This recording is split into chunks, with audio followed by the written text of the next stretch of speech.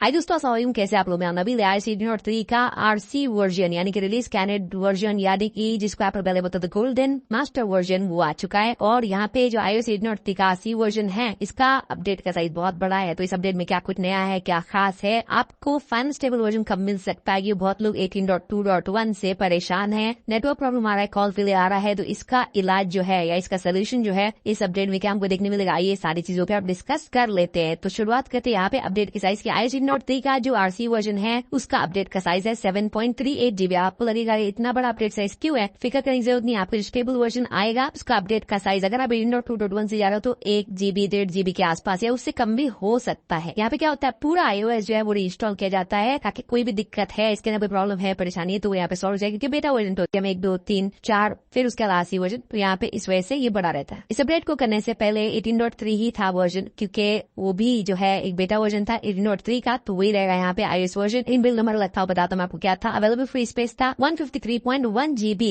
और modem firmware था 1.40.03। Update करने से पहले का जो बिल नंबर था उसके एंड में बी था। अपडेट करने के बाद यहाँ पे iOS वर्जन अगेन 18.3 रहेगा, लेकिन आपके फोन में चेंज होगा, 18.2.1 से 18.3 होगा। अवेलेबल फ्री स्पेस जो है ये 153.1 GB थी, अभी 153.04 GB हो गई। यहाँ पे 600 MB के आसपास जो है अवेलेबल फ्री स्पेस घटी है, लेकिन ज्यादा कुछ फर्क इससे पड़ेगा नहीं आपको। मोडेम फर्मवेयर यहाँ पे नया आपको देखने नहीं मिलेगा अगर आप पिछले बेटा से आरसी वर्जन में जा रहे हो तो। लेकिन अगर आप 18.2.1 से जा रहे हो या 18.2 से जा रहे हो इस पे, तो आपको डेफिनेटली देखने मिलेगा नया मोडेम अपडेट। जो आरसी वर्जन है 18.3 का, इसका बिल नंबर है 22D60। आपने यहाँ पे ऑब्जर्व किया होगा कि एंड में जो बी था वो हट गया है, बिल नंबर छोटा हो गया है। और अगर एप्पल इसका RC2 वर्जन रिलीज नहीं करता है तो यही बिल नंबर आपको फाइनल स्टेबल वर्जन में भी देखने मिल जाएगा। iOS 18.3 आरसी में क्या कुछ नया बताता हूँ मैं आपको। तो यहाँ पे सब कुछ जो नया आने वाला है iOS 18.3 में वो थोड़ा थोड़ा करके मैं आपको बता देता हूँ। वही चीजें जो है यहाँ पे आरसी वर्जन के अंदर भी जो है नई ही निकल के आने वाली है। इसके अलावा आपको यहाँ पे कुछ देखने नहीं मिलेगा नया। जो iOS 18.3 में आने वाला जो है बेटाज में हम देख रहे हैं वही एक रिकैप जैसे यहाँ पे कर लेते हैं। अगर यहाँ पे कोई भी चीज आप मल्टीप्लाई करते हो, 7 इंटू आप 2 करते हो और इक्वल टू दबाते हो तो 14 आता है। अगेन आप इक्वल टू दबाओगे तो 28 आएगा, मतलब 14 इंटू 2 हो रहा है। फिर अगेन दबाओगे तो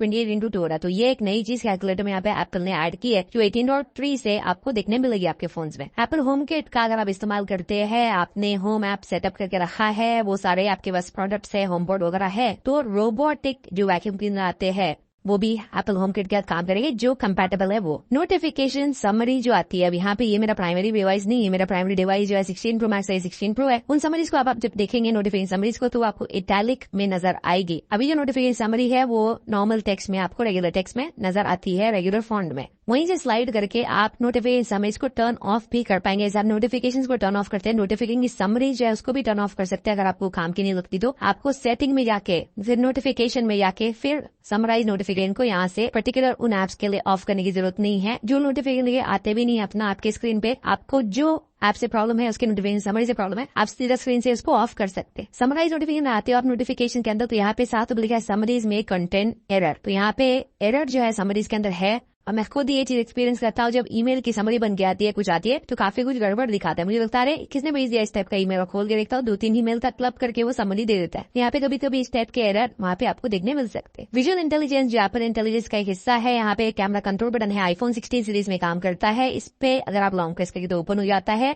इसमें एक नया ऑप्शन ये आया है कि कोई भी फ्लायर्स या एडवर्टाइजमेंट अगर आप देखते हो किसी इवेंट का और अगर आप उसको स्कैन कर लेते हो इससे, तो यहाँ पे वो आपको ऑप्शन दिखाता है to add it to your calendar. अभी मैंने 2-3 बार किया ट्राई, तो एक बार कैलेंडर का दिखाया, एक बार ये वेन्यू का जो है मैप इसने डायरेक्टली ओपन कर दिया।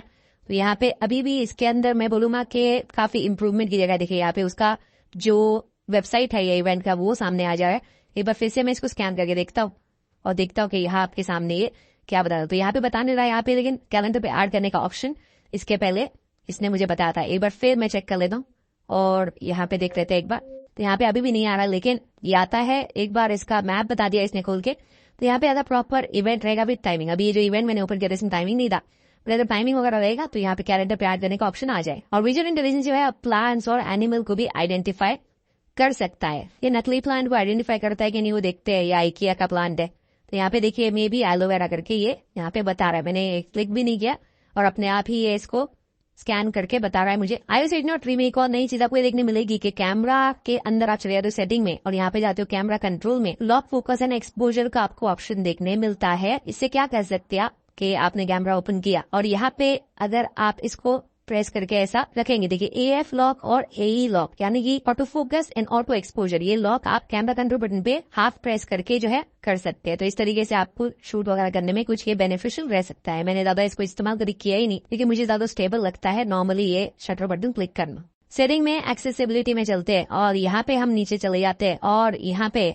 हमको नजर आता है ये कैमरा कंट्रोल, लेकिन ये जो इसका आइकन था ये डार्क मोड में सही से काम नहीं करता। अभी चेक कर लेते हैं क्या डार्क मोड में सही आइकन दिखा रहा है। तो देखिए यहाँ पे कैमरा कंट्रोल का सही आइकन दिखा रहा है और ये भी डार्क मोड में आ चुका है। लॉन्ग स्क्रीनशॉट अगर आप लेते हो तो यहाँ पे पहले तो स्क्रीनशॉट ले लेंगे, उसके बाद इसको ओपन करेंगे, उसके बाद फुल पेज पे चले जाते हैं और इसको अगर आप क्रॉप करते हो, ठीक है, ये स्क्रीनशॉट को आप छोटा करते हो और आप किसी को भेजते हो तो यहाँ पे जो है जैसे आप डन दबाएंगे तो एक वार्निंग आपको आप नजर आएगी ISO 1803 में, the crop content is not remove from PDF content outside the cropped area won't be visible in most PDF viewers but it can be made visible in some apps। मतलब क्या लिखा है कि आप क्रॉप करके PDF किसी को भेज तो रहे हो और आपको लगा कि सामने वाला वो क्रॉप पोर्शन ही देख रहा है, लेकिन कुछ ऐसे एप्स है जो वो क्रॉप पोर्शन को भी दिखा सकते हैं। तो केयरफुल रहना किसी को PDF भेजने के पहले। अगर आप जनरल कोई डॉक्यूमेंट वगैरह भेज रहे हो क्रॉप करके, आप बस उनका ध्यान वहाँ पे लेके जाना चाहते हो तो ठीक है, अदरवाइज कोई सेंसिटिव डेटा वहाँ पे आप क्रॉप करके हटाना चाहते हो तो वो हटेगा नहीं। अब बात करते हैं यहाँ पे बैटरी की ISO 1803 में। देखिए इसका जो रिव्यू है वो तो फाइनल वर्जन आने के बाद मैं आपको बताऊंगा, लेकिन बैटरी हेल्थ वगैरह पे कुछ असर पड़ा है नहीं वो चेक कर लेते हैं। बैटरी 100% थी और अभी चेक करते हैं तो 100% है। साइकिल काउंट 28 है। मेरे जो रेगुलर फोन है उसका तो 100+ है, उसको भी 100% है। तो आप अच्छे से मेंटेन करेंगे तो 100% रहती है, कोई इश्यूज में नहीं आता है। चार्जिंग जो है ऐसे 100% मत करना, 80 पे रखना। मैं कभी भी टेस्ट करने के लिए जो है करते रहता हूँ, 80 और 20 के बीच में आप रखेंगे तो बेस्ट रहता है। बाकी बैटरी लाइफ 18.3 पे आपको बेटर देखने मिलना चाहिए व्हेन कंपेयर टू 18.2.1।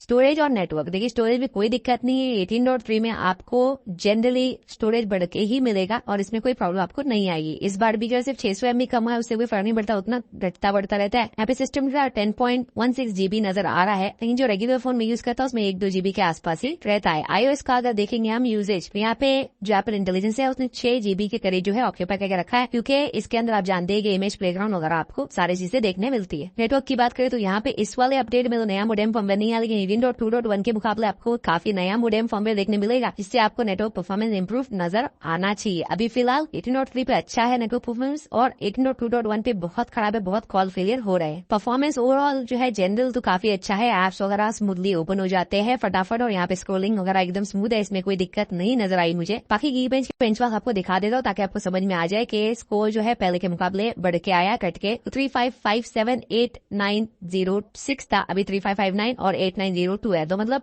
ऑलमोस्ट बोल सकते हैं एग्जैक्टली सेम ही, 2 पॉइंट इधर उधर तो कोई मतलब बनता ही नहीं उसका, तो अच्छा ही है बेंचमार्क्स और पहले के मुकाबले भी सही है। जीपीयू का स्कोर भी देख लेते हैं तो हिस्ट्री में चलते हैं जीपीयू की 33,146 था, अभी 33,152 है, तो ये भी सही है। 33,000 की जो रेंज है 32 का एंड 33,000 के प्लस ये बहुत अच्छा स्कोर है इस फोन के लिए। अगला अपडेट कब आपको देखने मिलेगा, यहाँ पे कैलेंडर ओपन करते हैं और यहाँ पे नेक्स्ट वीक जो है आपको सेम मतलब ट्यूसडे वगैरह को iOS 18.3 का फाइनल स्टेबल वर्जन देखने मिल जाना चाहिए। उसके बाद 18.4 के जो बेटाज है वो शुरू हो जाने चाहिए। क्या आपको iOS 18.3 RC पे अपडेट करना चाहिए, तो मुझे लगता है अपडेट करना चाहिए। अगर आप बेटा वर्जन पे तो जरूर कीजिए, लेकिन अगर आप नॉर्मल स्टेबल वर्जन पे चल रहे हो तो करने की जरूरत, क्योंकि एक हफ्ते में तो स्टेबल वर्जन आपके फोन पे आ ही जाएगा। धीरे धीरे दोस्तों iOS 18.3 की उम्मीद तो आपका वीडियो पसंद आएगा, बस हमें लाइक शेयर जरूर कीजिए, मेरे चैनल को सब्सक्राइब कीजिए। Good bye.